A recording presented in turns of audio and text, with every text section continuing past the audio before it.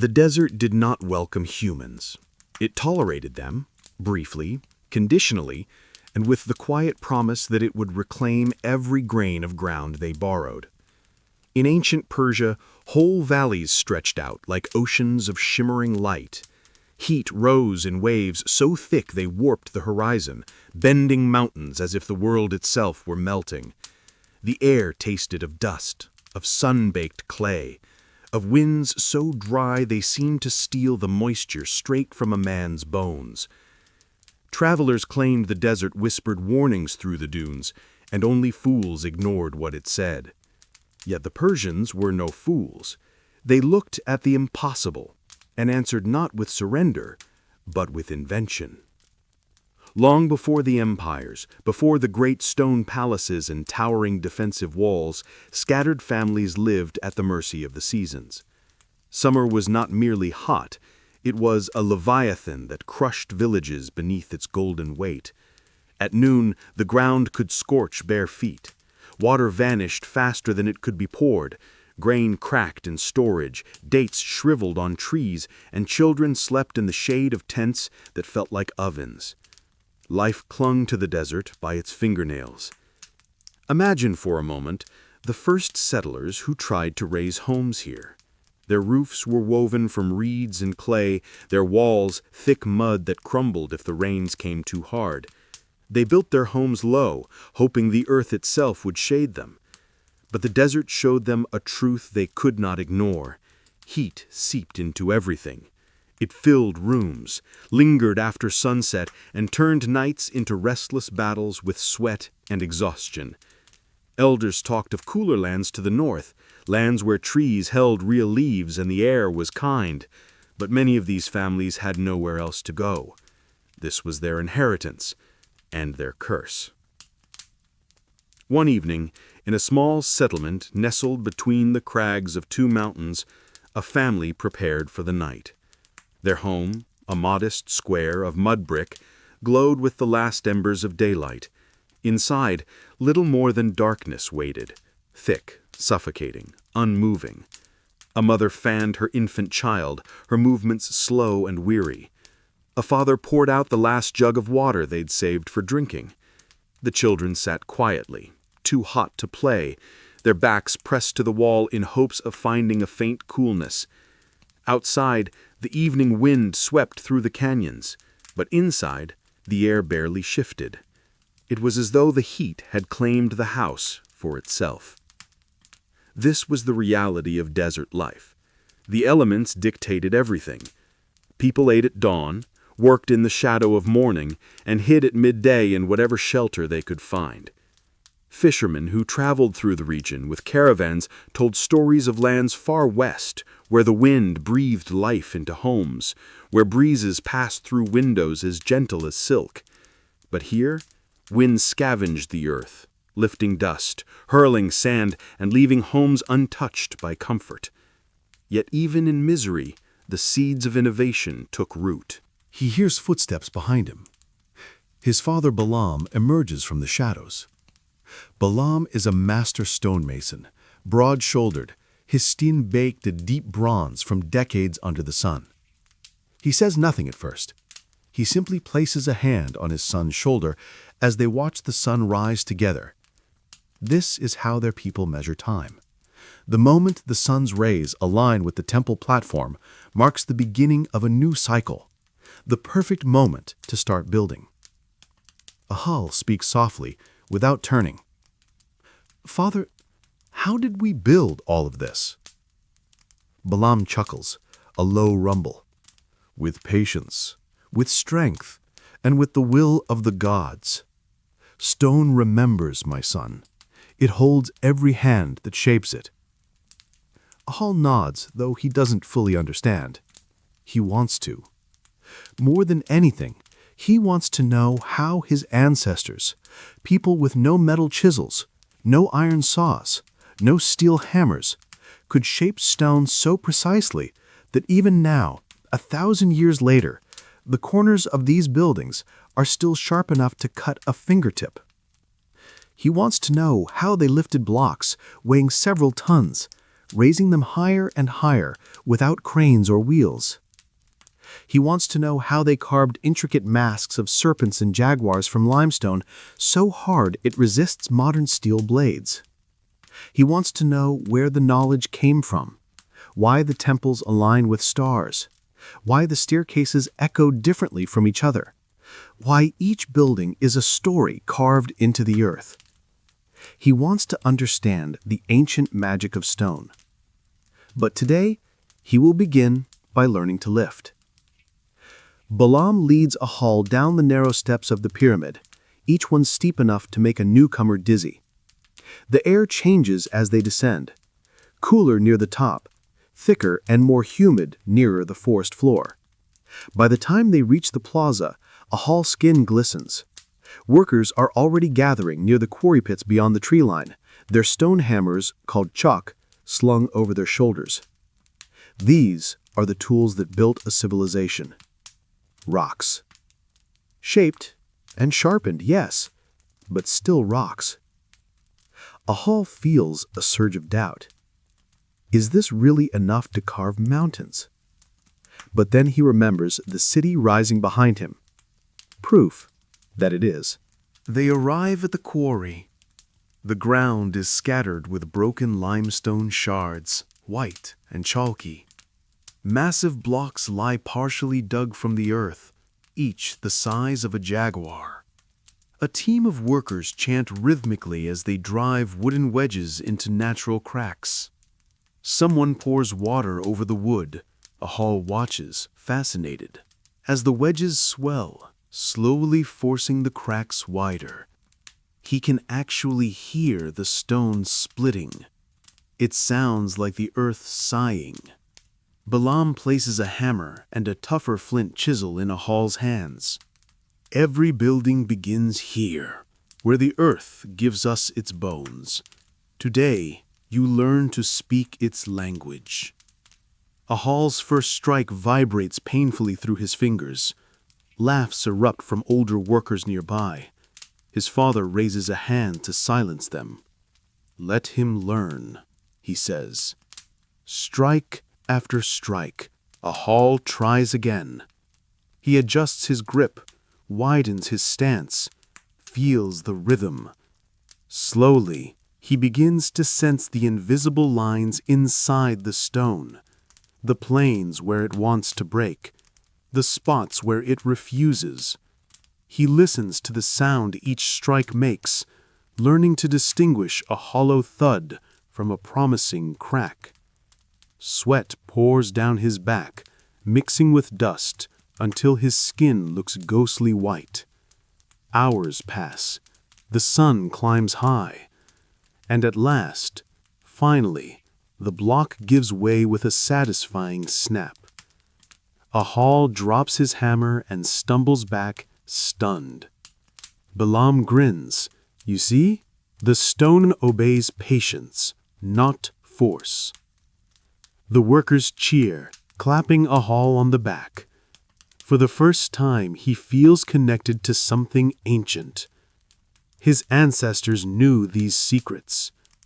Every block in every temple carries fingerprints like his. He is not just moving stone. He is becoming part of a legacy that spans centuries. Later, as the sun begins its descent, Ahal sits beside his father overlooking the ongoing work. Dozens of men chant as they maneuver a massive block onto wooden rollers. Teams haul ropes woven from henequen fiber, their feet digging into the earth in perfect rhythm. There are no oxen, no horses, only human power. But somehow it is enough. The block shifts slowly forward, inch by inch, toward the heart of the city where it will become part of a new temple. Ahal watches with wide eyes. How do they lift the stones so high? He asks. Balaam gestures toward the workers, with ramps, with leverage, and with belief. A city is not built by tools, it is built by people. Ahal absorbs the words, his gaze drifting toward the towering pyramid across the plaza. He imagines the generations who worked before him, carving, lifting, dragging, shaping, lives spent in service of something greater than themselves, a world of stone rising from a world of trees. As darkness falls, torches ignite along the pathways. The city glows like a constellation reflected on earth. Ahal feels a deep stirring in his chest, a mixture of pride, awe, and curiosity. This is only the beginning. Before we dive deeper into the secrets of how the Maya carved cities from stone with no metal tools, no wheels, and no animals to pull their loads, let me ask you one thing.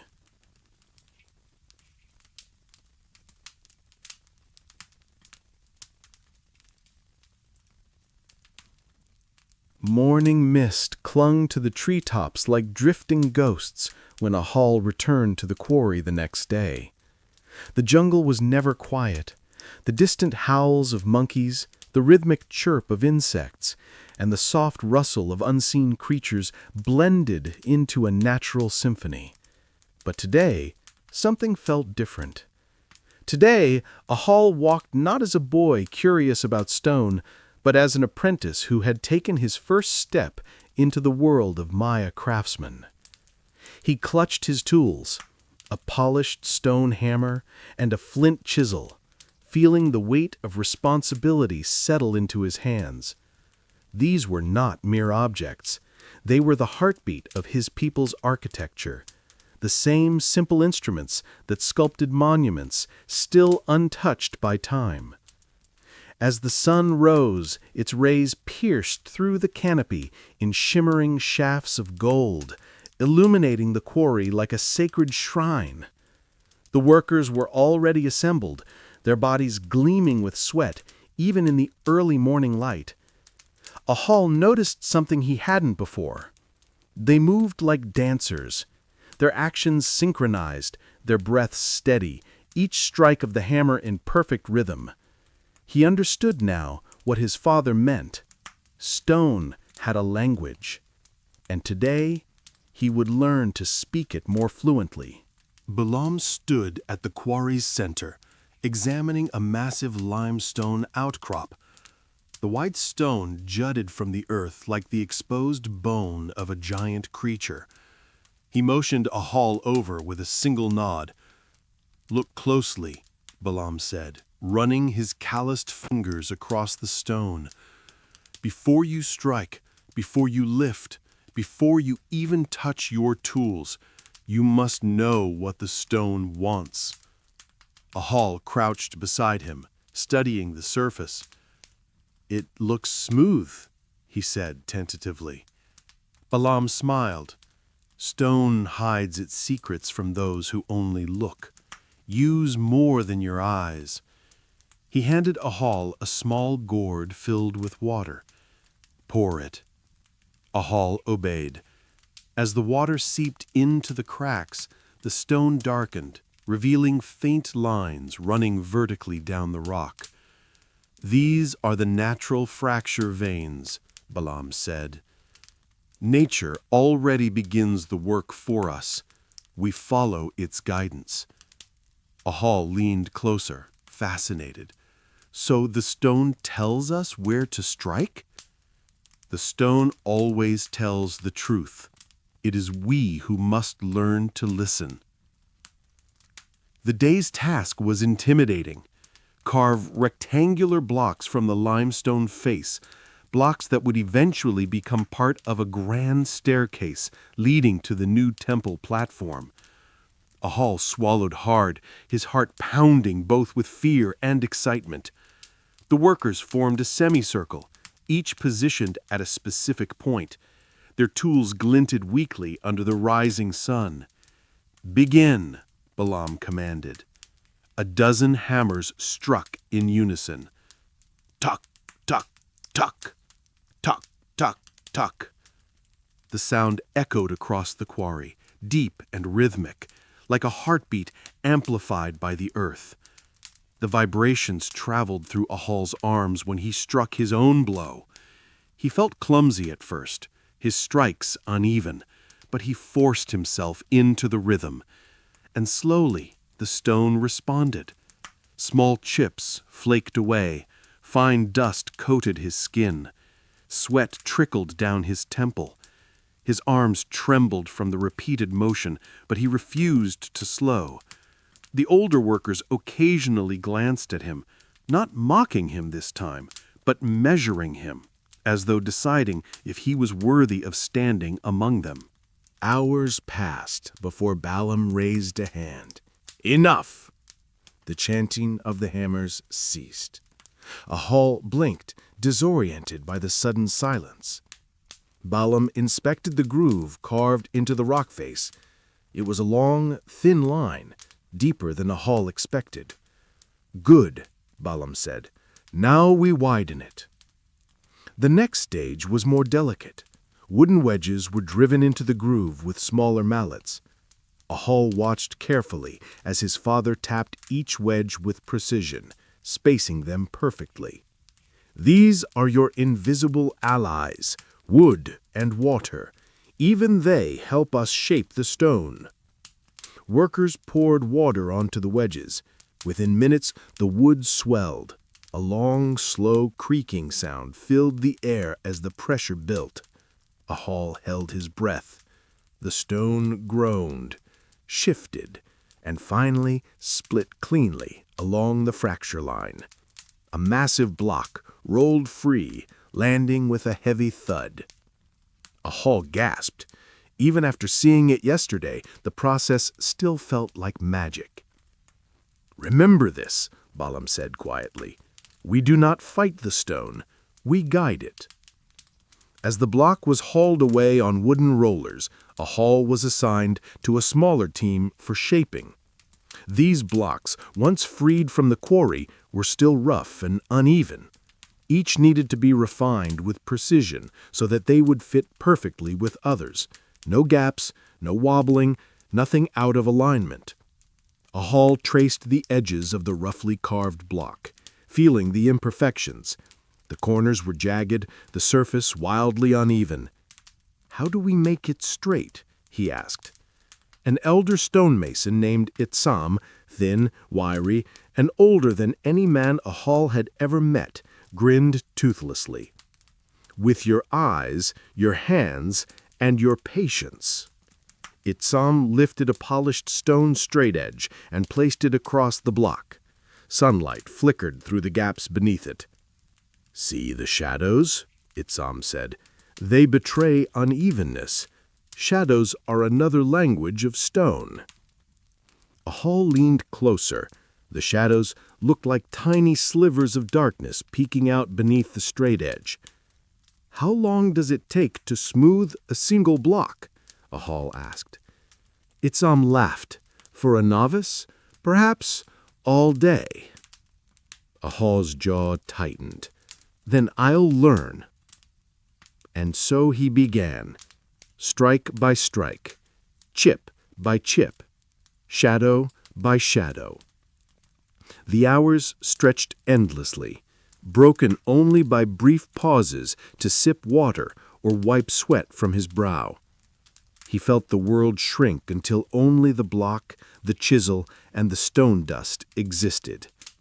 The jungle sounds faded. Time became irrelevant. His hands ached, fingers numb, but he continued.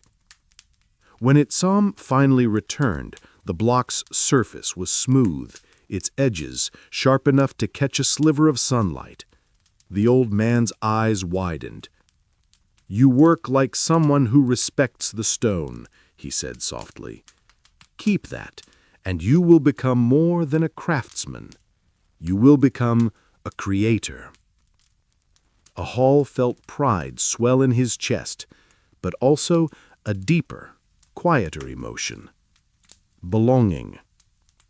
By late afternoon, the workers began transporting sheeped blocks toward the city. The sky turned shades of amber and crimson, casting long shadows across the jungle floor. Ahal watched as teams maneuvered ropes around the stone, chanting in unison to coordinate their steps. There were no animals to help, no wheels, no metal. Yet the stones moved, slowly but steadily, across the earth. Ahal joined the ropes for the first time. The friction burned his palms, the strain pulled at his shoulders, but he leaned forward with all his strength. The block shifted. The chant deepened. For a brief moment, Ahal felt himself part of a single massive being, many bodies, one purpose. When they finally reached the construction site, torches were being lit. Long shadows danced on the half-built temple platform. Workers began placing the new block into position. Ahal stepped back, chest heaving. He watched the stone he shaped slide into its new home, forever part of the city. It was imperfect, yes, slightly smaller, slightly lighter than the rest, but it was his. His hands had tamed it from the earth. Ahal felt tears prick his eyes, not from exhaustion, from awe. This was how the Maya built the impossible, not with metal, not with machines, but with knowledge carried in their bones and patience etched into every movement. A civilization built not of tools, but of human will. That night, as Ahal walked home under a sky glittering with cold white stars, he felt changed. He walked taller. His steps carried meaning. For the first time, he knew he belonged to something vast, ancient, and extraordinary. He whispered to himself as fireflies drifted around him, "One day, I will build something that touches the sky." He didn't yet know how true that promise would become. Night in the Maya world was never truly dark. The jungle shimmered with bioluminescent insects, the air pulsed with the chorus of frogs, and above it all stretched a sky so clear that every star seemed close enough to touch. For the Maya, the heavens were not a distant wonder. They were a map, a clock, a prophecy, and a guide for the very layout of their cities. And tonight, Ahal would see that truth for the first time. The city of Tikal lay quiet as midnight approached. Torches flickered along the plazas, swaying with the warm breeze. High above, the great pyramid of the North Acropolis cast a long shadow across the limestone ground. Ahal walked beside his father, unsure why he had been called at such an hour. "Where are we going?" Ahal whispered. "To meet the Ajib Tsibalub," Balaam replied. "The scribes, the architects, the ones who speak to the stars." Ahal swallowed hard. He had heard stories of them, men and women who painted codices with sacred glyphs, who charted the movement of planets, who understood how time folded, repeated, and revealed itself in cycles. They were said to walk between the worlds of gods and humans. But why did they want to see an apprentice stonemason? They climbed the eastern staircase of a mid-height temple, the limestone cold beneath their feet.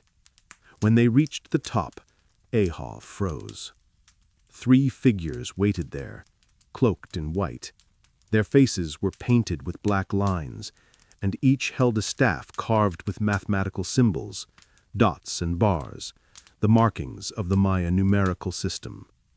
Behind them, the sky opened like a vast scroll of glittering ink. One of the figures stepped forward, a tall woman with intelligent eyes. She studied Ahal as though reading a page written on his skin. "You are the son of Balaam, and yesterday you shaped your first stone." Ahal nodded. "Yes, noble one." "Good," she smiled faintly. "Then it is time for you to see where your stone will live." She turned and pointed to the heavens. Ahal lifted his gaze, and the breath left his lungs. The stars were alive, not just glowing points overhead, but a swirling tapestry of light. The Milky Way arced across the sky, thick and radiant like a celestial river. Constellations familiar to Mayan astronomers shimmered in place, the cosmic turtle, the jaguar throne, the 3 hearthstones of creation. But the woman pointed to the bright star rising on the horizon. "Chak Ek," she said, "the red star." Ahal frowned. "Mars?" She nodded. Our ancestors tracked its path for centuries. They aligned temples based on its cycles. Its rising and setting determined rituals and harvests. The position of this new temple must honor its journey. She gestured toward the half-built platform far below, where Ahal's freshly shaped stone now rested. "That temple," she said, "must greet the red star exactly at dawn on the solstice. If it does not, its spirit will be blind." Ahal blinked. "Then the builders follow your guidance?" "We follow the guidance of the sky," she said, "and the builders follow us." She stepped closer, placing a hand on his shoulder. "You will build a temple aligned with the universe, a structure carved from earth but born of the heavens. Do you understand how sacred that is?" Ahal's voice caught. I think I do." But he didn't. Not fully. Not yet. And so the Ajtsib began to teach him. They sat on woven mats atop the temple platform, the city spread below them like a sleeping animal. The woman introduced herself as Uaxactun, keeper of the star pages. She unrolled a long strip of bark paper covered in intricate glyphs, swirling patterns, and star diagrams. Ahal stared at it, mesmerized. "This," Uaxactun said, "is the calendar of the heavens. Every cycle, every eclipse, every movement. Our ancestors watched them, recorded them, understood them." She tapped a cluster of dots. "This is the 584-day cycle of Venus. Do you know why it matters?" Ahal shook his head. "When Venus rises as the morning star, we celebrate new beginnings. When it sets, we prepare for endings. When it disappears into the sun's glare, we prepare for war." She pointed to the towering pyramid across the plaza. "Temple alignments must honor Venus, Mars, the sun, the moon, the seasons, the gods." She rolled the codex away and turned to him. "When your father shapes stone, he listens to the earth.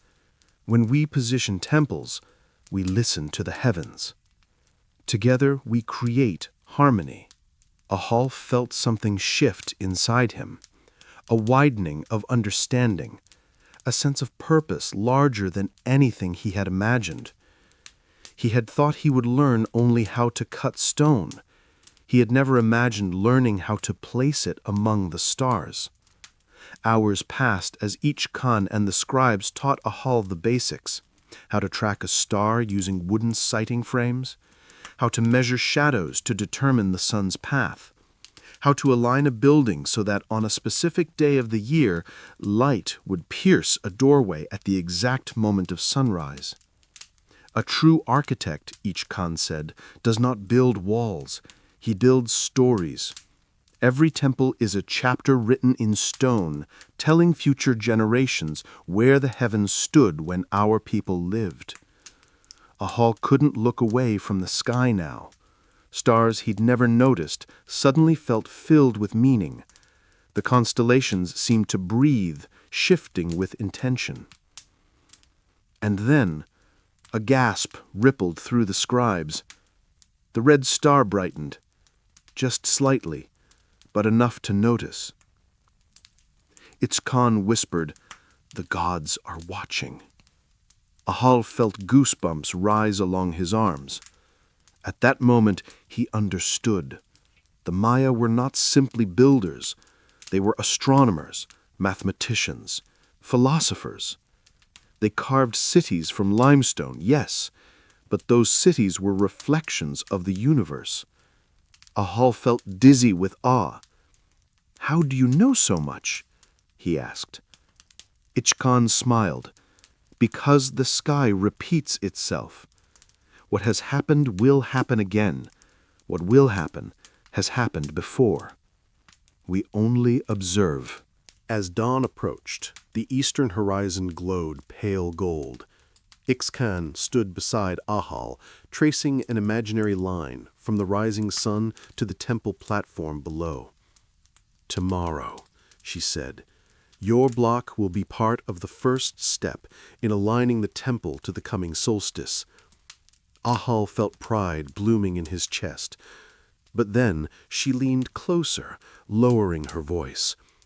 "Remember, Ahal, stone is the body, but astronomy is the soul." He felt something ignite inside him, a hunger, a curiosity, a fire that would not be easily extinguished. He wanted to learn more. He wanted to understand the sky. He wanted to build not just with his hands, but with his mind. As the sun's first rays broke across the horizon, bathing the city in golden light, Ahal stood between the earth and the heavens, realizing he was destined to shape both. The temple would rise, and so would he. The dawn broke heavy and humid, the kind of morning when the air clung to the skin like wet cloth.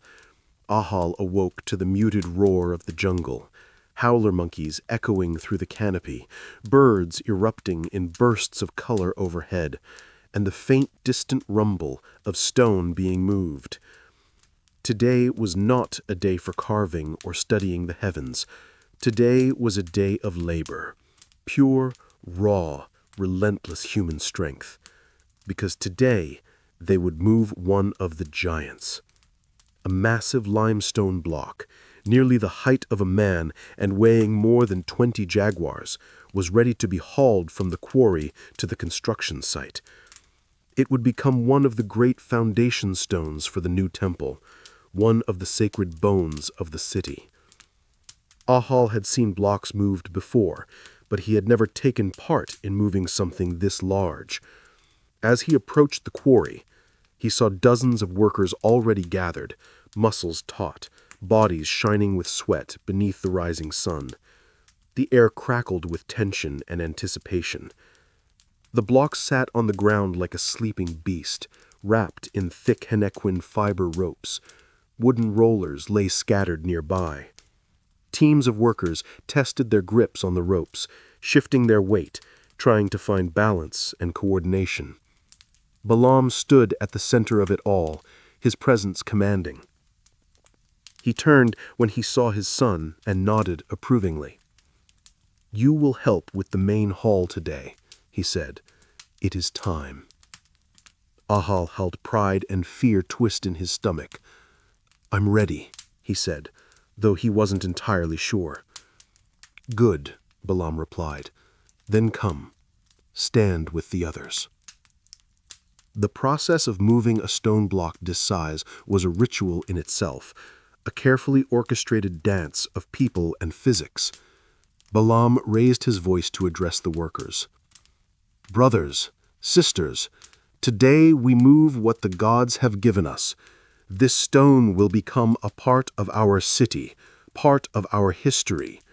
Its weight is great, but so are we." A cheer rose, followed by rhythmic drumming from two young boys pounding on hollow logs. The beat would help keep everyone pulling in unison. Ahal found his position among the rope team. He wrapped the thick fiber around his forearms, planting his feet firmly into the earth. The rough strands scratched at his skin, but he welcomed the sensation. It grounded him, prepared him. Balaam lifted his arm. The drumming intensified. And then, "Haul!" he commanded. The ground trembled as dozens of bodies leaned forward, pulling with all their strength. Ahal felt the rope bite into his palms. His muscles screamed instantly. His breath burst from his lungs in sharp gasps. The stone did not move, not at first. A grunt rose through the workers, turning into a collective growl of effort. Ahal pulled until his teeth clenched painfully, until he thought his arms might rip from his shoulders. Then, just as he thought his body would give out, the stone shifted. It was almost imperceptible, just a tiny lurch, but it was enough. The crowd roared with renewed resolve. "Again!" Balaam called. Ahal threw his weight forward, feet sliding in the dirt. The massive block scraped across the ground with a deep, rumbling groan. Dust swirled around them. The wooden rollers were shoved beneath the slab, and the moment the block settled on them, movement became a little easier. Not easy, never easy, but possible. And possible was enough. Hours passed as they hauled the stone through the forest path. The jungle did not make it easy. Roots twisted across the ground like coiled snakes, and uneven earth threatened to topple them at any moment. Sweat poured down Ahal's face. His breath came in ragged bursts. His shoulders burned. His back ached. But he did not stop.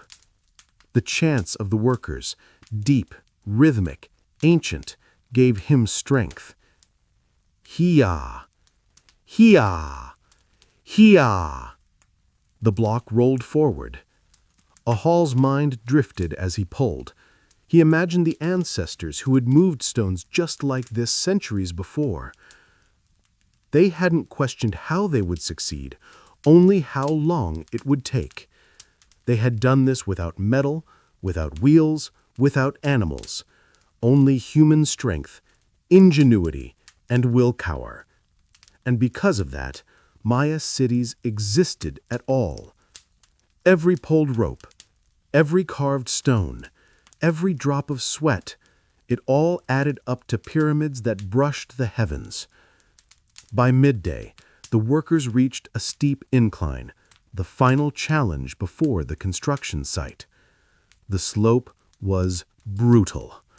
One misstep could cause the block to slide backward, crushing those behind it. Balaam raised his hand. "We rest. Drink water. Prepare." Ahal collapsed onto the ground, chest heaving.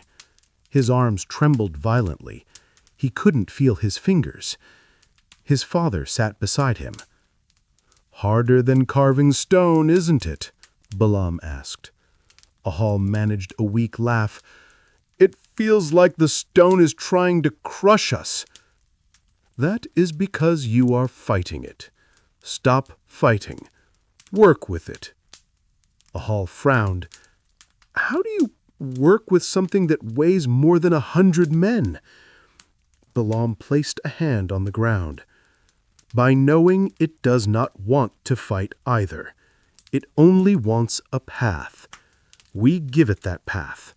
We guide it, like water." He stood and clapped Ahal's shoulder. "Come, the hardest part is ahead."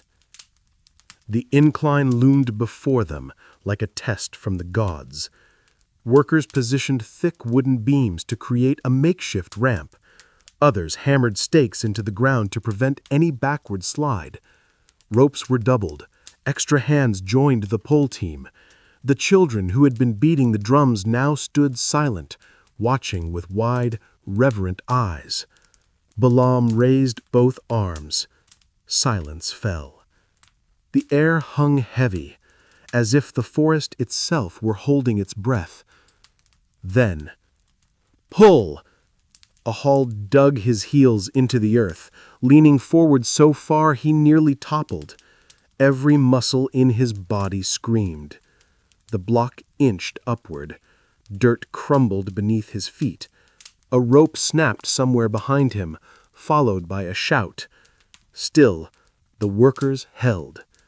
The block rose another inch, then another.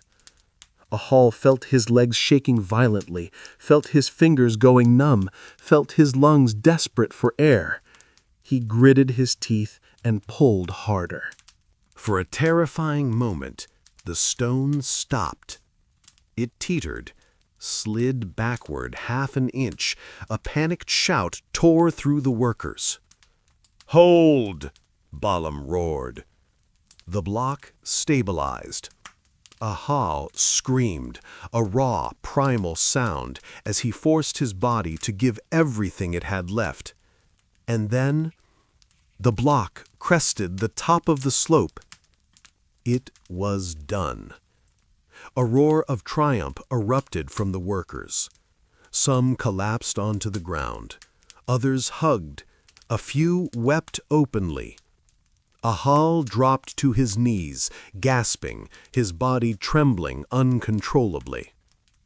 Balaam lifted him to his feet. "You pulled a giant today," he said proudly. "Now you know what we are capable of." Ahal looked back at the massive stone now resting safely at the top of the hill. His exhaustion melted into something else, something deeper. Awe. These stones were not lifted by machines, not by engines, not by iron. They were lifted by people. People with determination carved deep into their bones. He turned to his father. "How many more stones must we move?" Balaam smiled. "Thousands." Ahal swallowed. "And we do this for every temple? For every pyramid, every palace, every plaza?" Ahal stared at the workers, men and women of all ages, still celebrating their victory. "How did our people build entire cities like this?" he asked softly. Balaam placed a hand on his shoulder. "He was built by unity, with patience, with purpose, and with the belief that human strength is a gift from the gods." Ahal took a slow, deep breath. He believed it now. He understood. The Maya didn't just build cities, they willed them into existence. The rains came that night, hard, sudden, and relentless. They beat against the thatched rooftops like 1,000 fists, turning the packed earth walkways into dark rivers of mud. Thunder rolled overhead, shaking the sky itself. Ahal lay awake, listening to the storm's fury as wind rattled the shutters and lightning split the heavens into blinding white shards. He had never known a day as exhausting as the one before. Every muscle in his body throbbed, his hands were raw, yet his mind refused to rest. Thoughts of the giant stone, of Uaxactun's star teachings, of the immense temple rising inch by inch, they swirled inside him like the storm winds. And then, just before dawn, a soft knock on the door broke the silence. Ahal sat up, startled. His mother opened the door to reveal a familiar silhouette. Uaxactun stood, wrapped in a white cloak, her hair glistening with rain, a wooden tube tucked beneath her arm. "Ahal," she said calmly, as if the storm did not concern her, "come with me." His parents exchanged a quick, bewildered glance, but they did not argue. When someone of Uaxactun's rank summoned you, you obeyed. Ahal scrambled to his feet and followed her into the rain-soaked darkness. The storm weakened as they walked through the city, leaving behind a world washed clean. Water dripped from rooftops. The wet earth shimmered in the faint light. Mist hung low, curling around the stone temples like white smoke. Torches still burned along the plaza, their flames sputtering in the damp air. Uaxactun led Ahal toward a cluster of buildings near the ceremonial center, structures he had never entered before. Their steps echoed softly as they passed under a carved lintel depicting serpents intertwined with stars. "This is the house of scribes," Ixcan said.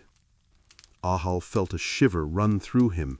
He had heard legends about this place.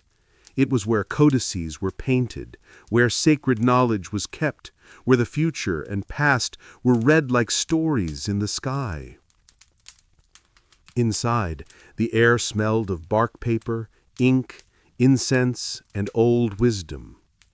Torches flickered along the walls, illuminating rows of shelves stacked with folded screen books, cylindrical scrolls, carved gourd bowls, bundles of feathers used for writing, and racks of brushes made from animal fur. Scribes sat cross-legged at long wooden tables, their heads bowed in absolute focus as they painted symbols onto fresh sheets of amalt paper. Each stroke was deliberate, careful, perfect. The glyphs danced in vibrant reds, blues, and blacks, full of life and meaning. Ahal felt overwhelmed by the sheer amount of knowledge contained in this single room. Ixcan led him deeper, toward a secluded chamber lit by only a single torch. "This," she said, "is where we draw the sacred blueprints." Ahal's breath caught in his throat. Spread across the floor were enormous sheets of bark paper, weighted down by stone cylinders. The pages were covered with meticulously drawn lines, circles, measurements, and glyphs. It was a map, but not of land. It was a map of the sky laid over the land. Ahal recognized the outline of the new temple platform. Around it were lines representing solstice angles, seasonal shadow lengths, directions of planetary risings, and pathways of the sun. He stared, spellbound. "You already know how to carve stone," Ixcan said gently. "Now you must learn how we design the stone's purpose." She unrolled the wooden tube she carried. Inside was another blueprint, one unlike the others. This one was new, clean, freshly painted. "This," she said, "is the design for the temple you are helping to build." Ahal stepped closer. His heart pounded. The blueprint showed a stepped pyramid with 4 grand staircases, a central chamber at the top, and intricate carvings along the facade. But what shocked him most was the amount of celestial detail. "This building is a calendar," Ixcan explained. "On equinox, the sun will cast the shadow of a serpent down the staircase. On solstice, the sun's rays will align with this passage here." She pointed to a narrow, slit-like window. "On the days when Venus returns as the morning star, light will pierce this corridor." Ahal blinked. "The building will follow the sky?" "No," Ixcan corrected. "The building will speak the sky." She held the blueprint between them, letting Ahal absorb every line. "Your stone," she said, "will shape time." Ahal swallowed hard. "Can I learn? All of it?" Ixcan tilted her head, studying him. "You already have the mind for it. Curiosity is the first doorway, but knowledge requires more. Patience, discipline, the willingness to see beyond what others see." She turned and gestured to the other scribes at their tables. Each of them spent years memorizing hundreds of glyphs, years learning to calculate cycles of the moon and Venus, years mapping shadows and measuring distances. Ahal looked around the room awestruck. "This knowledge builds the city?" "It builds its meaning," Ixcan replied. "Stone without purpose is only rock, but stone aligned with time becomes a story." She placed the blueprint onto a low table. "Watch." 3 other scribes entered the chamber, each carrying a long, straight piece of polished wood. They knelt beside the blueprint and held the rods along specific angles. Where the rods intersected, the scribes placed small jade markers. Ixcan explained each movement. This marker shows where the sun will strike on the solstice. This one marks the zenith passage, when the sun stands directly overhead. These lines form the serpentine shadow.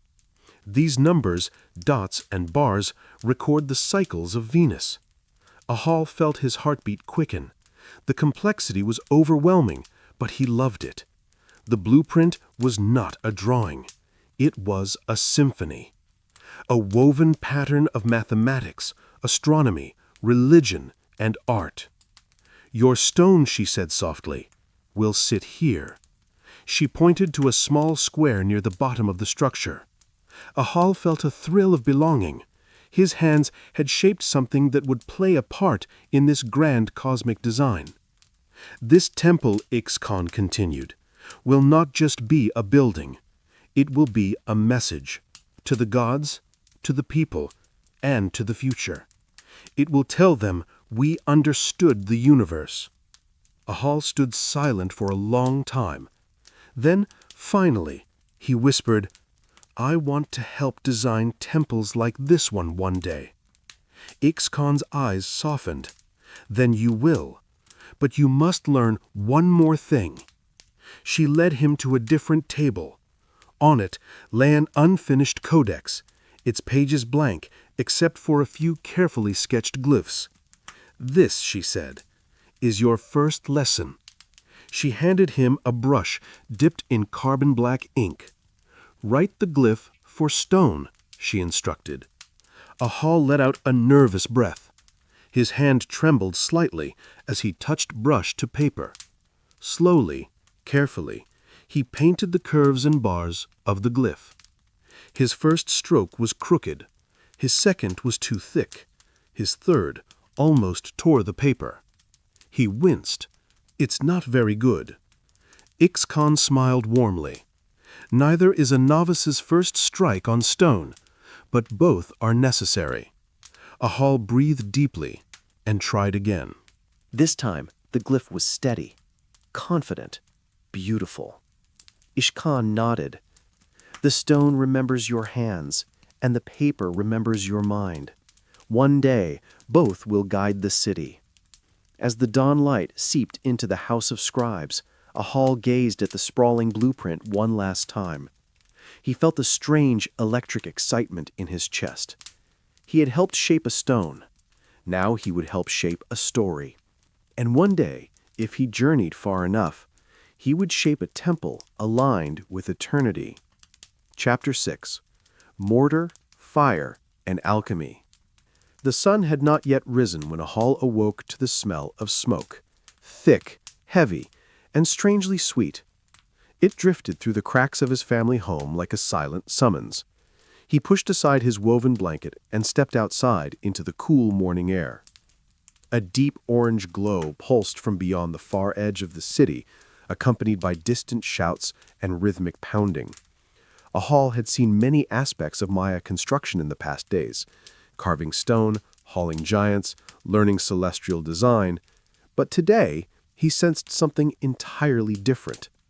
Today was Fire Day. Balaam emerged behind him, already wearing his work mantle. "Come," he said.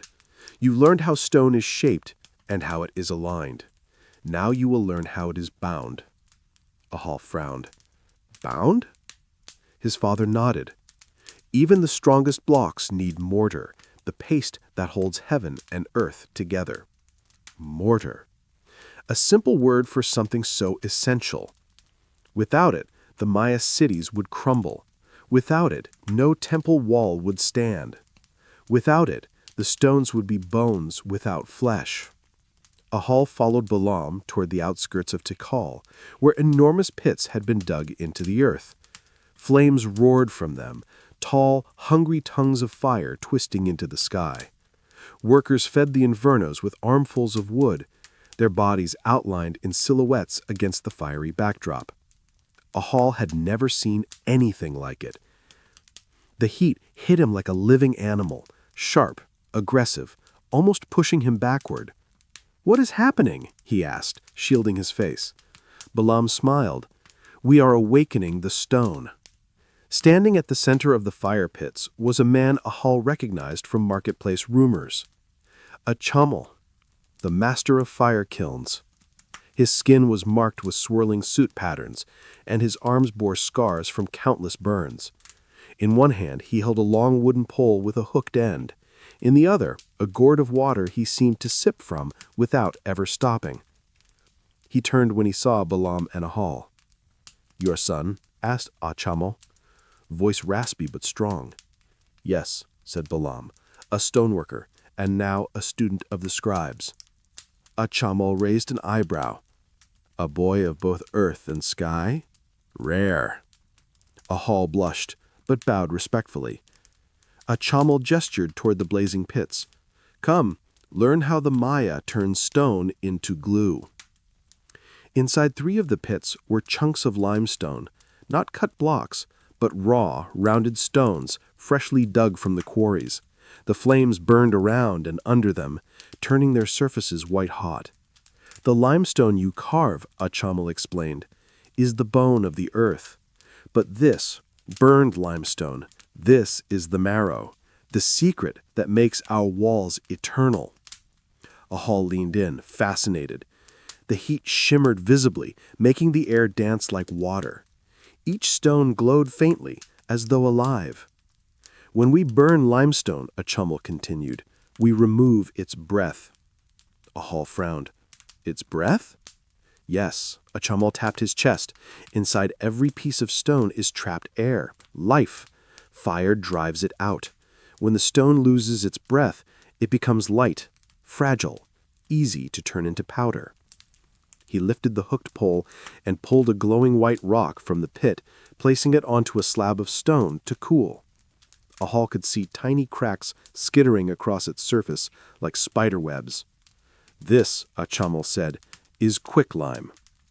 Quicklime, the heart of Maya mortar, the ingredient that turns cities from piles of blocks into eternal structures. Ahal stepped closer. "So you crush it?" "After it cools," Achamal said. "Then we mix it with sand and water." He held up a warning finger. "But never touch quicklime with wet hands.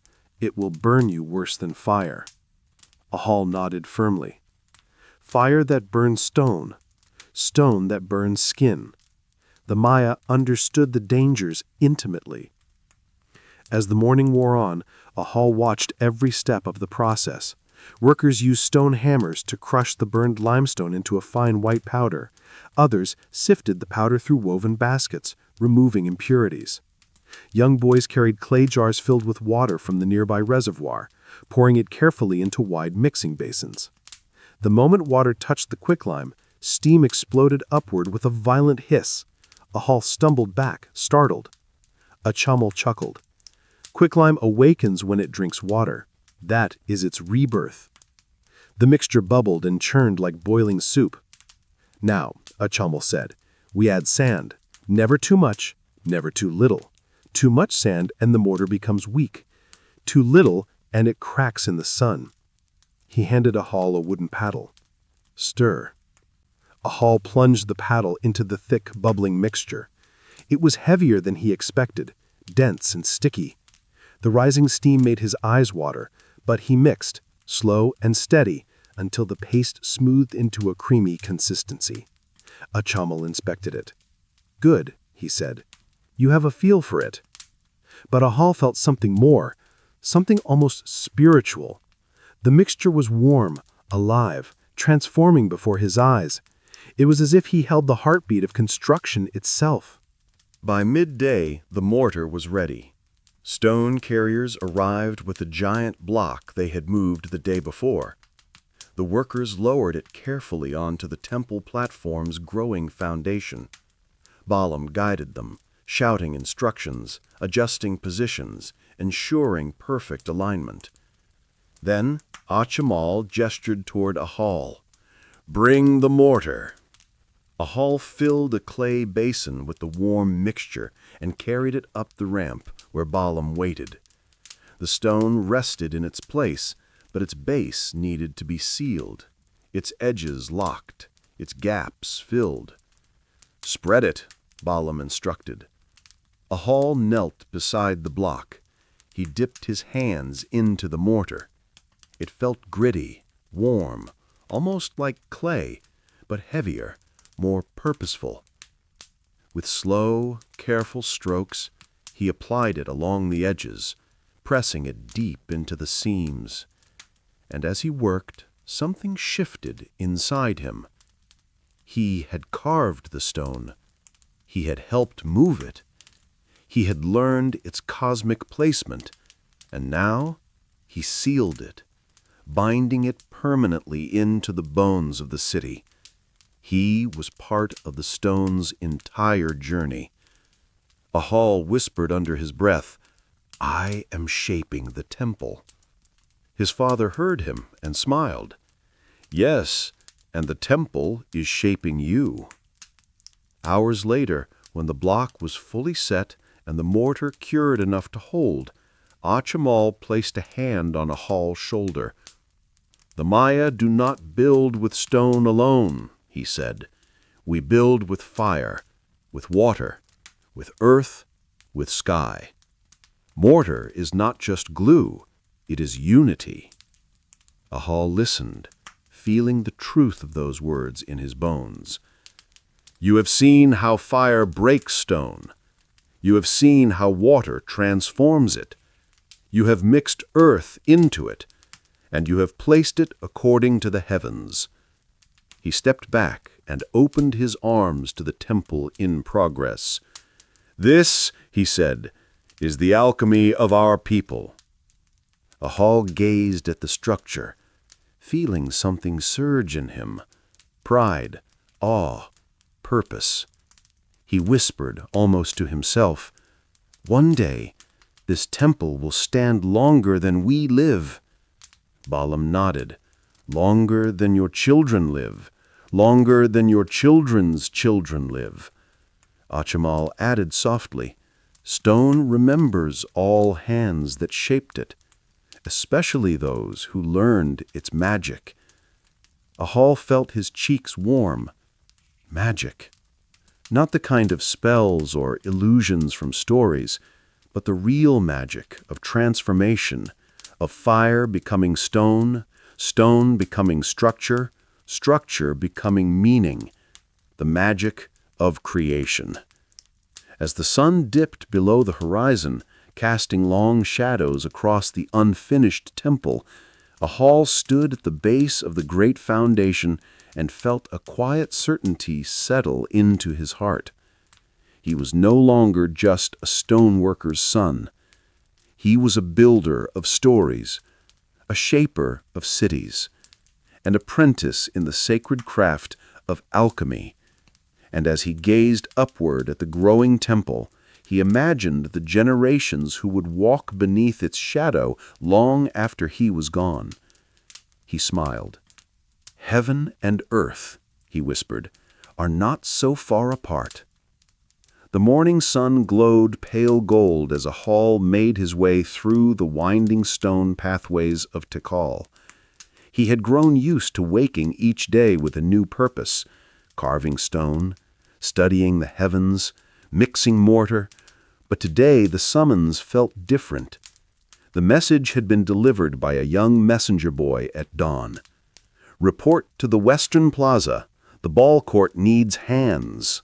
Ahal had never worked on a ballcourt before. He had seen them, of course. Long rectangular courts with sloping walls, stone rings high above the ground, and carved borders depicting players frozen in ritual poses. Every Maya city had one, and every ballcourt radiated a strange, undeniable power. The game played on them, pits, was more than sport. It was ceremony. It was myth made real. It was a reenactment of the hero twins and the lords of the underworld. And some said the acoustics of the courts carried the voices of gods.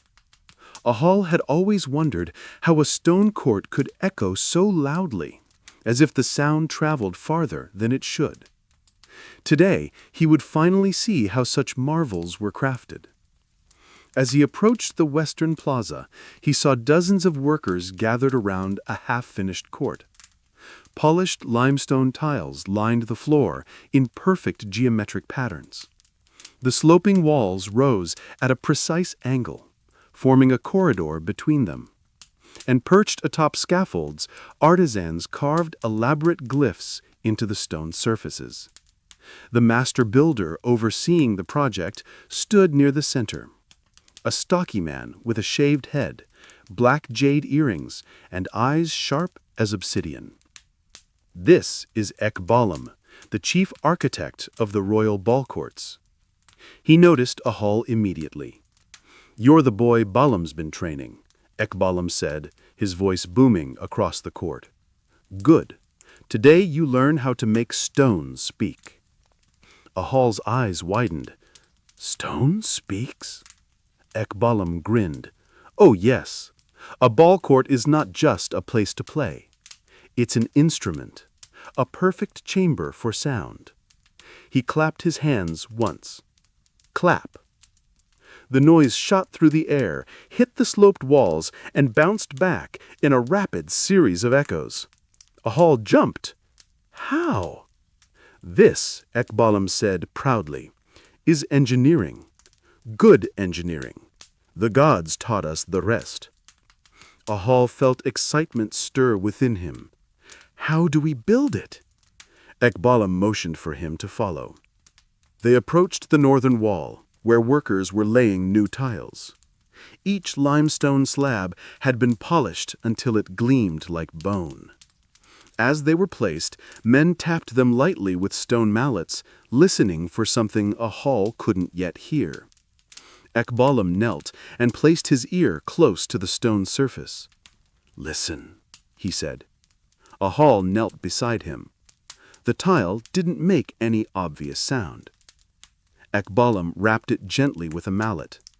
A deep, resonant note vibrated through the ground, soft but unmistakable. "It sings," Ahal whispered. "Exactly," Ekbalam smiled. "Every tile has a voice. A good builder listens for harmony. If one stone is off, the echoes die." Ahal watched as the workers repeated the process. Tap. Listen.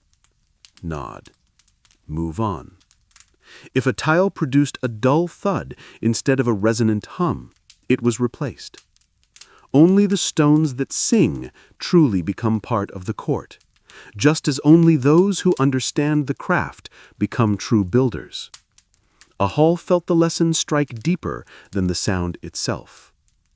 They moved next to the sloping side walls, the feature that made the court's sound so unique.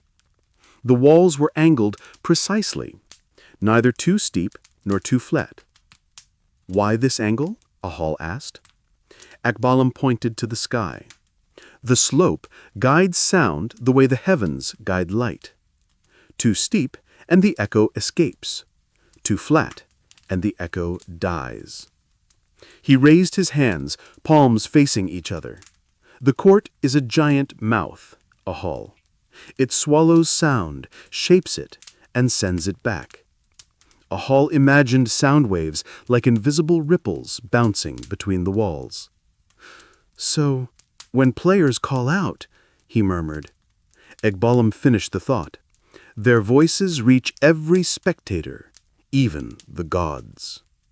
Ahal shivered. Later in the morning, Ahal joined a team polishing the final layer of tiles. The floor needed to be smoother than any other surface in the city. Smooth enough that the rubber ball would bounce cleanly. Smooth enough that no imperfections would disrupt the game. Ekbalam approached as Ahal worked. "The Ballcourt is where gods and humans meet, where destiny is decided. The game is not just competition. It is ceremony, diplomacy, even war." Ahal nodded. "My father says the same thing. He calls it the path between life and death. Ekbalam's eyes glinted. Good. Then you understand why the court must be perfect. He guided Ahal's hand across a limestone tile. Feel this. The tile was cool and slick beneath Ahal's fingertips. No bumps, no scratches, no seams. It must remain like this for centuries. Long after we are dust, this court must still echo with the voices of our people. Ahal felt a swell of awe. How do we keep so smooth? Oil, Ekbalam said. Clay. Sand. Blood, sometimes, if the ritual calls for it. Ahal paused. Blood? Ekbalam shrugged. A sacrifice strengthens the court, reminds the gods we honor them. Ahal swallowed, but didn't argue. Before midday heat grew unbearable, Ekbalam led Ahal to a scaffold high above the court where artisans carved the stone rings. Each ring was enormous, too large for any man to lift alone, and perfectly circular. Ahal stared in amazement. Each was carved from a single block. How? He whispered. There are no metal tools.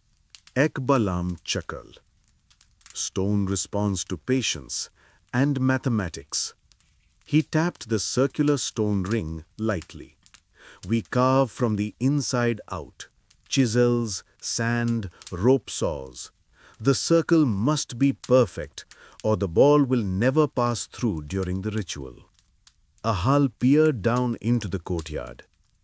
Only a few players ever score, I've heard. Ekbalam nodded.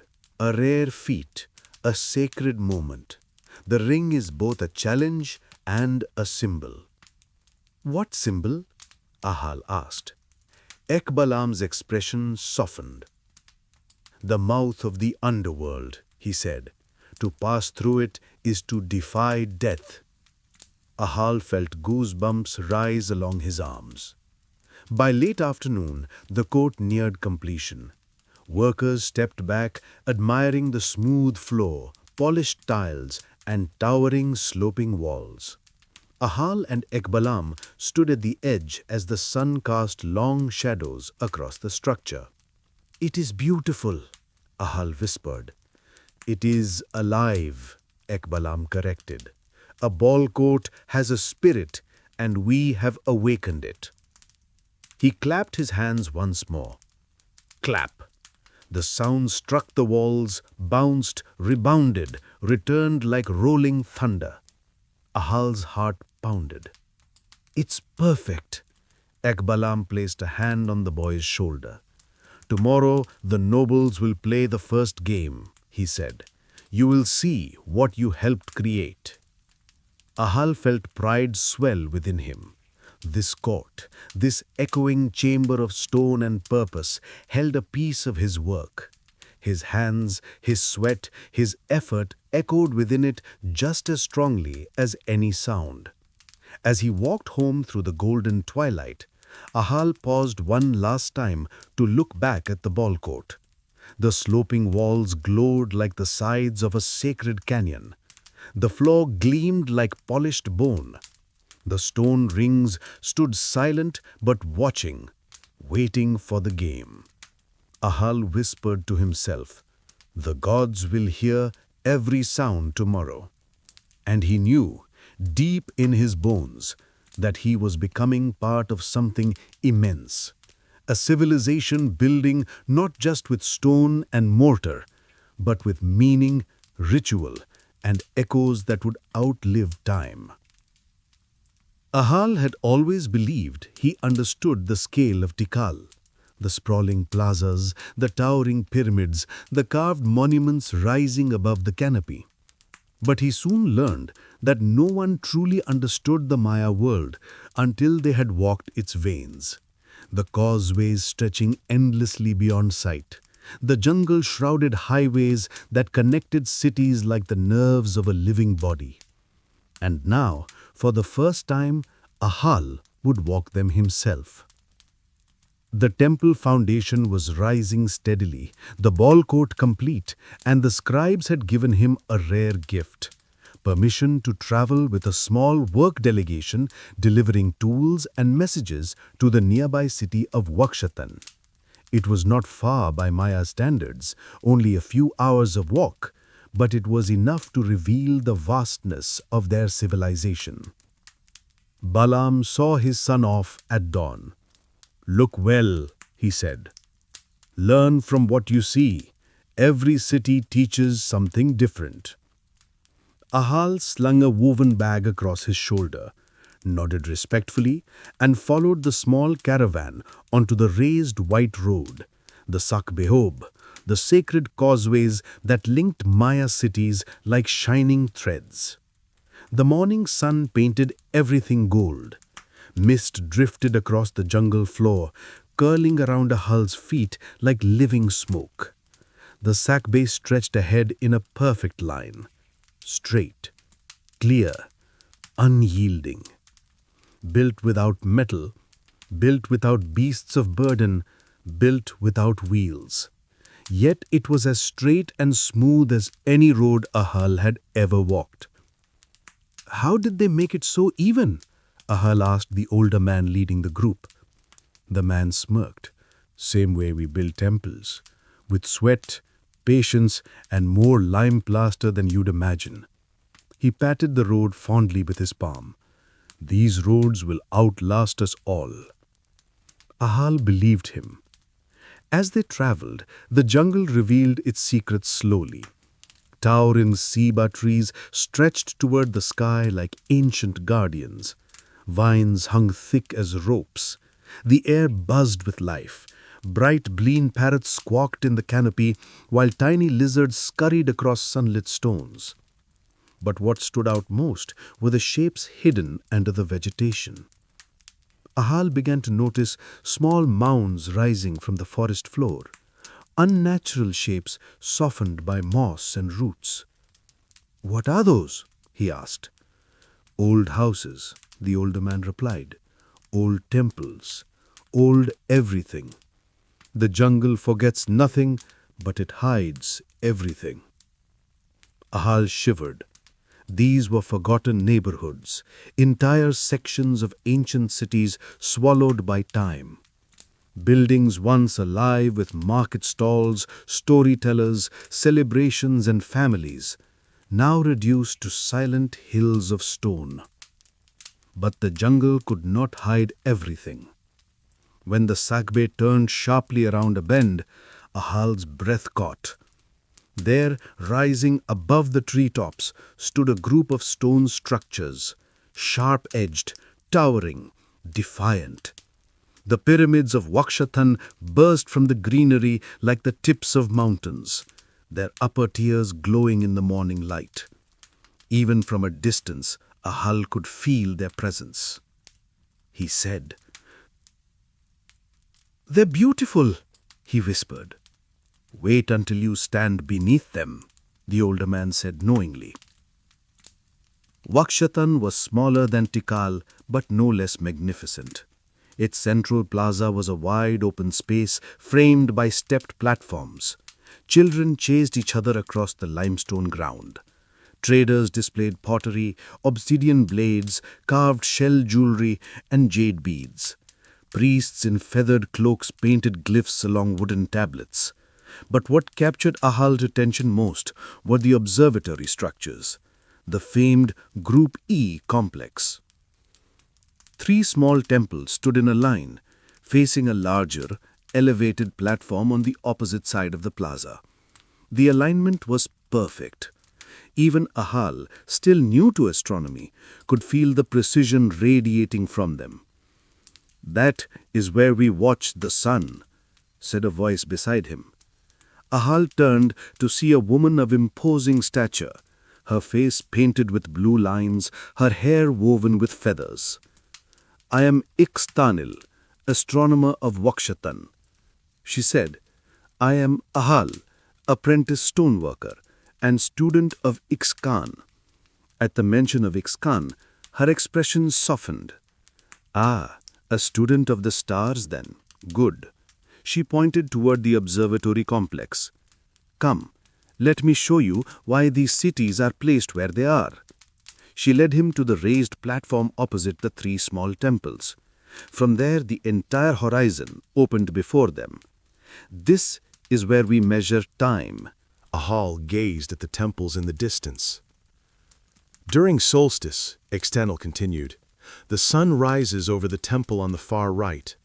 During equinox, it rises over the center one, and during the other solstice, over the far left. Ahal's mouth fell open. So, the buildings, they track the year? Yes, External said, and more. They track the cycles of Venus. They predict eclipses. They guide planting, harvesting, rituals, and festivals. She gestured to the jungle beyond. And this is why Maya cities exist where they do. They are placed to see the sky. Ahal felt a shiver run through him. Tikal, Uaxactun, Calakmul, Palenque, Copan. These were not just cities. They were instruments, tools for reading the heavens. External turned to Ahal. You have learned how to carve stone, but here you learn why we carve it at all. Ahal swallowed hard. To measure time? No, she smiled. To honor it. After the lesson, Ahal explored the city further. He visited the water systems, deep reservoirs carved into the ground, lined with plaster so water would not leak into the earth. He saw aqueducts chiseled from limestone. He met workers who tended terraced fields built into hillsides to prevent soil erosion. Everything was purposeful, everything interconnected, everything engineered with intention. The Maya did not fight the land. They shaped it, guided it, listened to it. Ahal found himself whispering, "Our cities live with the forest." A Uaxactun worker overheard him and chuckled. "Of course they do. We're all made from the same earth. We only borrow it for a little while." Before leaving, Ahal stood once more before the observatory temples. He closed his eyes. He imagined the solstice sun rising between their spires, casting golden light across the plaza. He imagined the stars aligning above. He imagined the calendars flipping, the cycles turning, the universe breathing. Then he imagined something else. His own temple, still in its infancy, one day standing just as proudly, aligned just as perfectly, reading time just as clearly. He felt a rush of determination. "I will build something like this," he whispered, "something the jungle will never hide." The journey back to Tikal felt shorter. His feet were tired, his body sore, but his mind burned with new understanding. When the great pyramid of Tikal came into view, emerging from the forest like a colossal stone flame, he felt a burst of pride. This was his home, his city, his world, a world of stone and stars, a world that existed not despite the jungle, but because of it. And one day, he knew, he would help shape it in ways no one expected. The dry season arrived harder than anyone expected. At first, it felt like an ordinary shift in the weather. The morning mist lifted earlier, the soil cracked a little sooner, and the air grew heavy with heat. But soon the drought began tightening its grip on the land like an invisible hand closing slowly, deliberately, around the throat of the Maya world. Ahal noticed it first in the reservoirs. The water, usually shimmering and full, began sinking, day by day, inch by inch. The reflections of the temples no longer danced on their surfaces. Instead, the bottoms of the cisterns peeked through like warning bones. "Is it normal?" Ahal asked his father one evening, as they stood overlooking the central reservoir of Tikal. Balaam frowned quietly. "No," he said, "not like this." The old stoneworker rarely showed fear, but now as he squinted at the receding waterline, Ahal saw worry etching lines across his father's face. Weeks passed. The forest changed, the greens dulled, birdsong thinned. Even the usually deafening hum of insects faded to a nervous whisper. Farmers brought news from the outskirts of Tikal. Crops withering on their terraces, cacao trees dropping their pods too early, corn stalks failing to mature. Ahal listened anxiously. "What do the astronomers say?" he asked Ixcan when he visited the scribe's house. Ixcan's eyes darkened. "The sky warns of trouble. Venus has drifted out of its expected cycle. The rains have not appeared when they should. Something is shifting." "Can we fix it?" he asked softly. Ixcan placed a hand on his shoulder. "We can only prepare." The tension spread silently through Tikal. Animals wandered closer to the city walls in search of water. Villagers murmured fearfully in the marketplace. Priests increased their rituals. More incense, more dances, more offerings. The Ballcourts echoed with ceremonial matches meant to restore cosmic balance. And yet the sky remained mercilessly clear. Ahal threw himself into temple work, desperate for the sense of control it gave him. Each block he carved, each stone he lifted, each measurement he verified, it all distracted him from the gnawing dread that crept in whenever he paused. But even construction slowed. Mortar cured too fast under the brutal sun. Stones cracked more easily. Workers grew weak from dehydration. One afternoon, as Ahal tried to lift a stone slab with two others, one of the men collapsed, hitting the ground hard. Ahal rushed to him. "Water! Bring water!" But there was little to bring. A few sips, barely enough to wet the man's lips. His eyes fluttered open briefly. "The gods," he whispered. "They are angry." Ahal clenched his fists, helpless. By mid-season, word of trouble from outside Tikal reached the council. Messengers arrived from Nakum, thin, exhausted, their clothes caked with dust. They carried dire news. Nakum's rivers had dried up. Crops failed. People fled into the jungle in search of food and water. Soon after, another message arrived from Yaksha, then from Naranjo, each one worse than the last. Entire villages were moving, some begging for resources, others turning violent. "We must be cautious," Balaam told Ahal. "Desperation changes people." Ahal nodded, but felt the twist of unease. He had grown up believing Maya cities were eternal, strong, stable, united by shared beliefs. But now, things were unraveling, and not just because of the drought. The political tension grew sharper than obsidian. Nobles argued more aggressively during council meetings. Priests debated rituals with rising panic. Even among common workers, whispers of blame circulated. Perhaps the king lost favor with the gods. Perhaps the scribes misread the sky.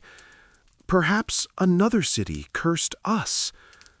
Ahal overheard such murmurs while carving stones. They chilled him more than the drought itself. One day, Ixcan summoned him urgently to the observatory. "Ahal," she said, her voice trembling slightly, "the solstice shadow did not fall the way it should." Ahal's stomach dropped. "That's impossible," he said. "Everything was aligned perfectly." "It should have been," she agreed, "but the sun's path appears offset." Ahal stared at the horizon. The sun blazed, ruthless and indifferent. "If the sky changes," Ixcan said softly, "so does our world." Her words hung heavy between them. The worst came during the next moon cycle. The last remaining reservoir, the deepest one, carved generations ago, dropped so low that priests declared it a sign of cosmic imbalance. A ceremony was ordered, a large one, an offering large enough to satisfy the gods. Ahal's stomach twisted as preparations began. Drums boomed across the city. Incense thickened the air. Feathers and jade glittered in the torchlight. Crowds gathered in anxious silence.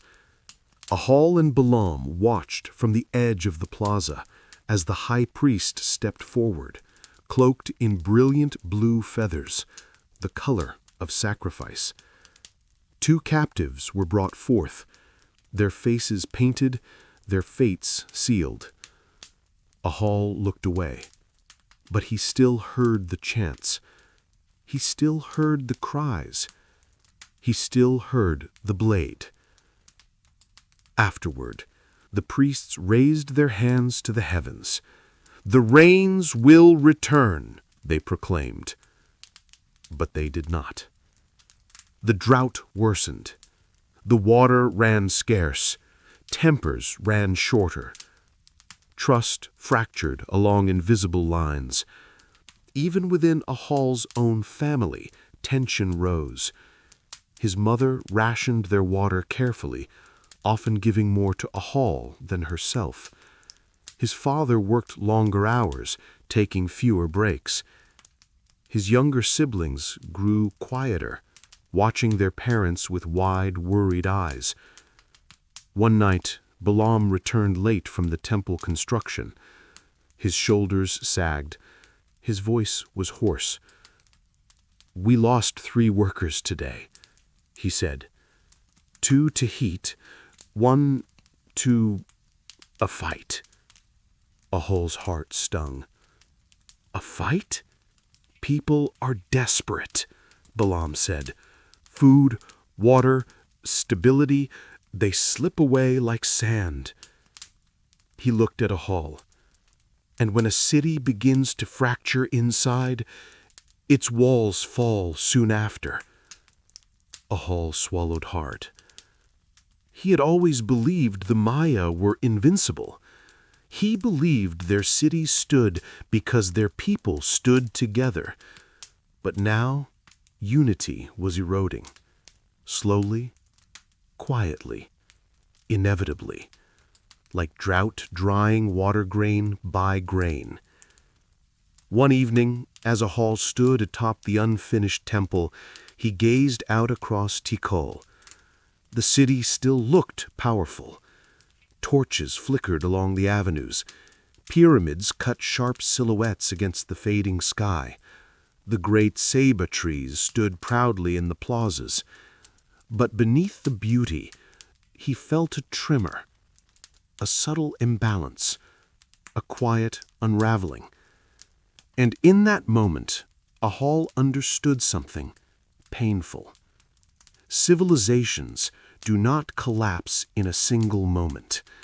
They collapse in whispers, in shortages, in arguments, in doubts. The drought was not the cause. It was the spark. The true danger came from within. Ahal clenched his fists. He would not let his city fall. Not if he had power to prevent it. But even as he made the silent vow, thunder rumbled faintly in the distance, not from clouds, but from something else.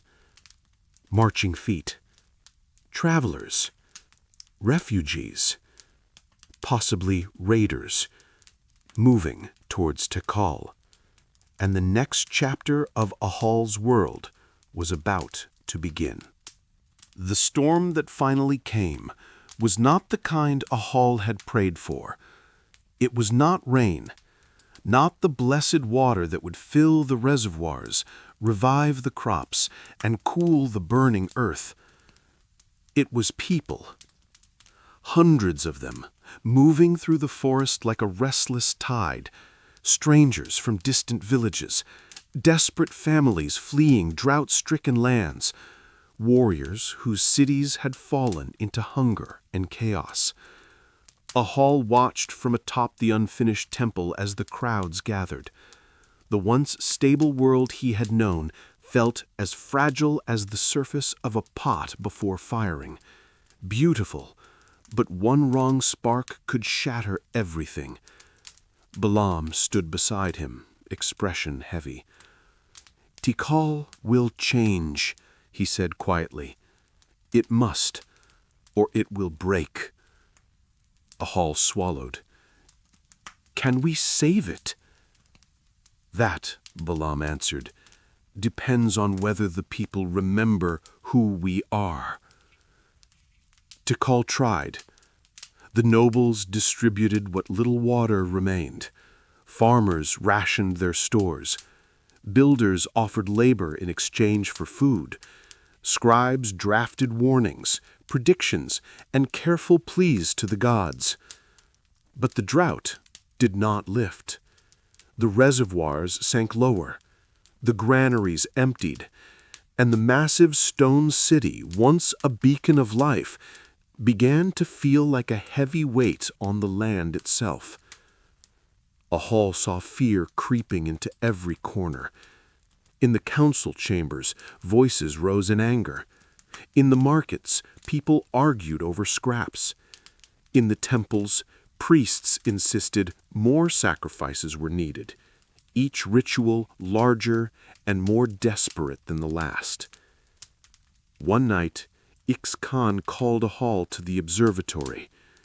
She stood alone on the temple platform, staring up at the sky with a tight, unreadable expression. "The stars are still shifting," she whispered. "The patterns no longer match our calculations." Ahal felt his chest tighten. "Is it the drought?" "It is something deeper," Uaxactun said. "When people lose balance, the universe responds. A city is a reflection of its people.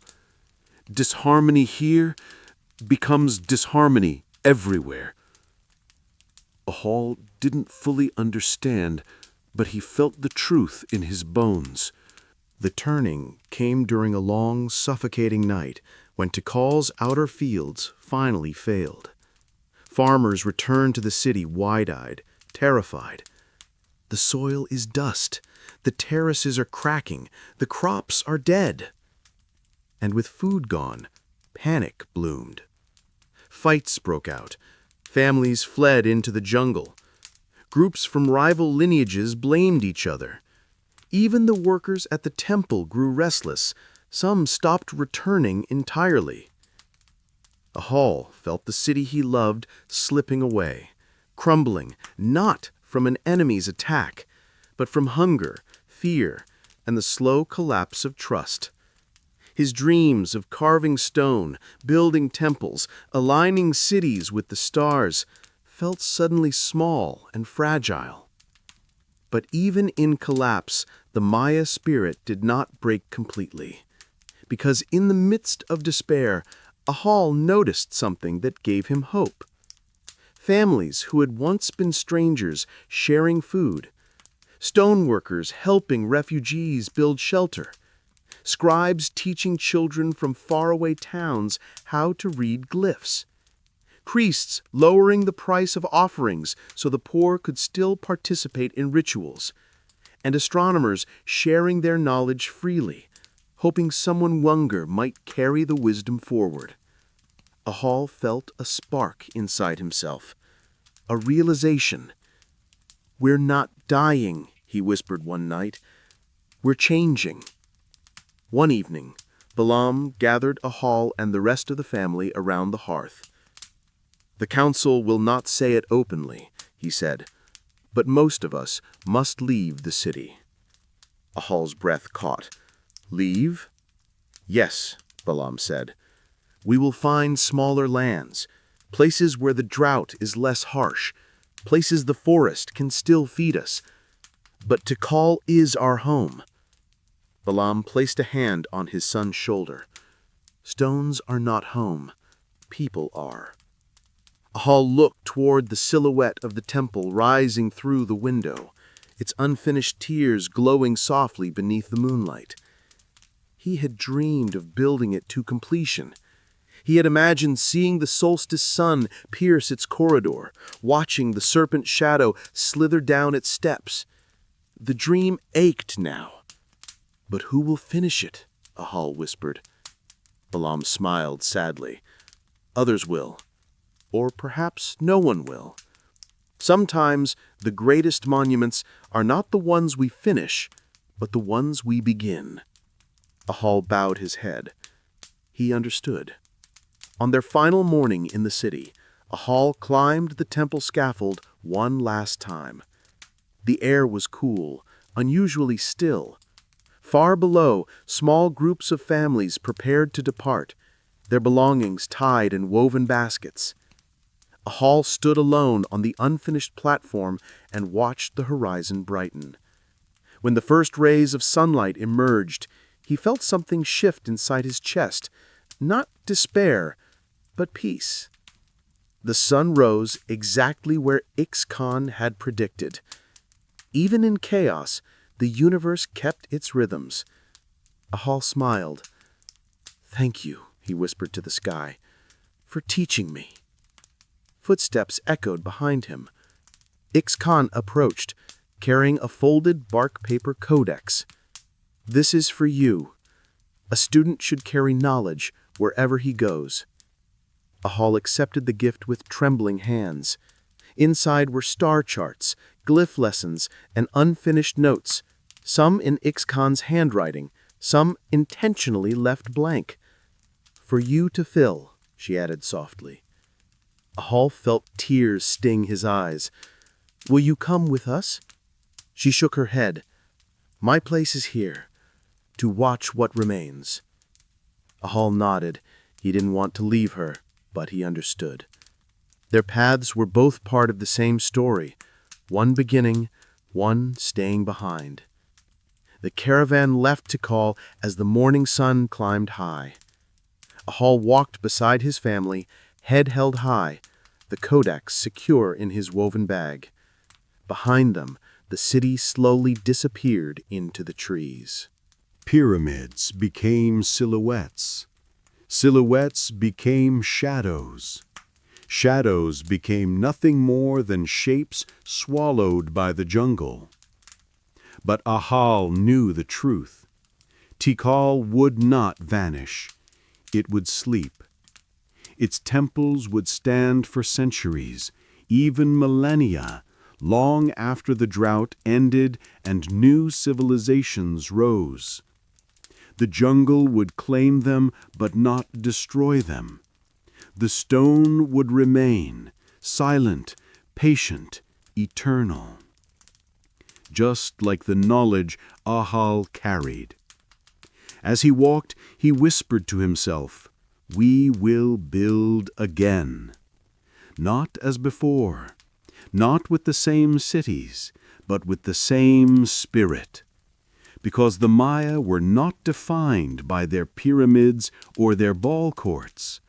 They were defined by their ingenuity, their mathematics, their astronomy, their unity with nature, their stories. And Ahal, stoneworker, apprentice architect, student of stars, would carry that legacy forward. Wherever he went, whatever he built, he would honor the lessons of Tikal. That stone remembers, that cities breathe, that people endure, that the cosmos guides those who listen. He lifted his gaze to the canopy ahead, sunlight filtering through the leaves like scattered gold. The jungle whispered around him, a new beginning, a new path, a new story. And Ahal walked forward carrying a civilization in his heart. A civilization built not with metal tools, but with imagination, determination, and a connection to the universe itself.